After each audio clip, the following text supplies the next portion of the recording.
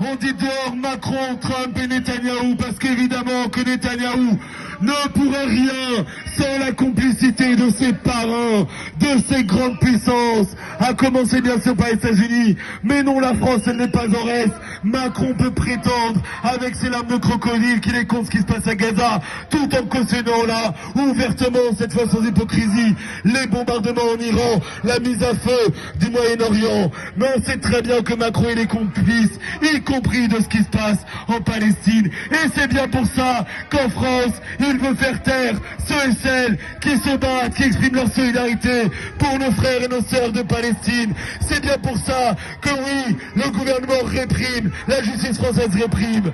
Et donc on vous donne rendez-vous mercredi prochain, le 18 à midi, le 18 juin à midi, on se donne rendez-vous au tribunal de Paris, porte de Clichy, pour le procès d'Anas Kazim, notre camarade militant de Révolution Permanente, qui est accusé de quoi? Accusé d'apologie du terrorisme, rien que ça, pour avoir simplement exprimé sa solidarité avec les Palestiniens et Palestiniennes sur les réseaux sociaux.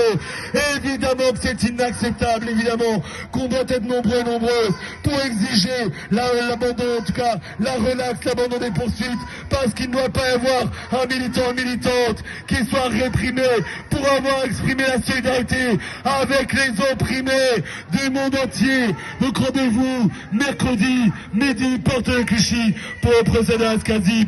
Et ça fait ça.